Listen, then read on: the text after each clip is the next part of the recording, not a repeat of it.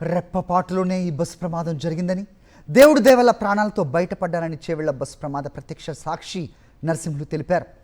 Tipper bus డ్రైవర్లు ఇద్దరు వేగంగానే వాహనాలను నడిపినట్లు వివరించారు. దీనిపై మరింత సమాచారం మా ప్రతినిధి సాయి అందిస్తారు. బస్సు ప్రమాదంలో అయితే ప్రాణాలతో బయటపడ్డటువంటి నర్సింహులు ఉన్నారు. మీరు అయితే యాక్సిడెంట్ జరిగినటువంటి బస్సులో ఉన్నారా?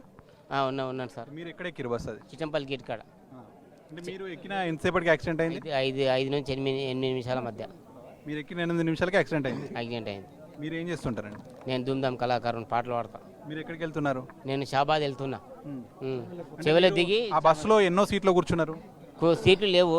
నేను కండక్టర్ పక్కన నిల్చున్నా. నేను నిల్చున్నారు. అంటే బస్సు అంటే ఎట్లా జరిగిందండి ప్రమాదం? ఎగ్జాక్ట్ లారీ ఎట్లా?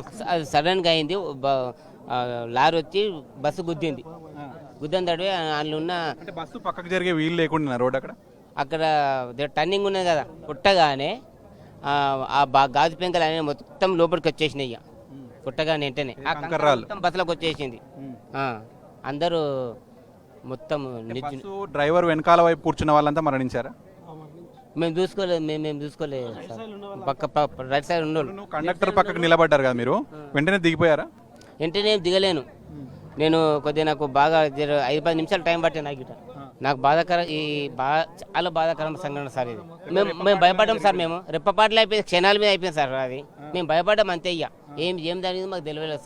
సడన్ గా ఏం జరిగిందో మాకు తెలియదు సన్నివేశం. బస్సు డ్రైవర్ నిర్లక్ష్యంగా ఉన్నాడు, ఆయన మంచిగా నడుపుతున్నాడా? ఆయన నడుపుతుండు. ఈయన స్పీడ్ ఉన్నాడు, టిప్పర్ అయిన స్పీడ్ ఉన్నాడు సార్.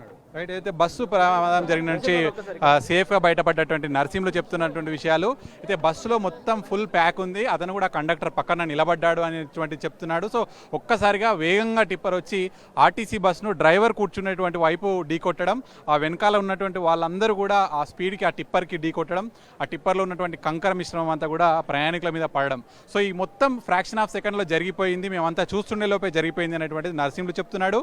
సో కొంత కాపాడే ప్రయత్నం చేద్దాం అనుకున్నా కూడా ఒక్కసారిగా ఏం జరిగిందో కూడా తెలియలేదు అనేటువంటి చెప్తున్నాడు. ఒక సినిమాలో ఏ విధంగా అయితే జరుగుతుందో ఒక్కసారిగా దేవుడి దయ వల్ల ఈరోజు బయటపడ్డారనేటువంటిది నర్సింహులు చెప్తున్నటువంటి విషయం. వీడియో జర్నలిస్ట్ ముత్యంతో కలిసి సాక్షి న్యూస్ చేవేల నుంచి.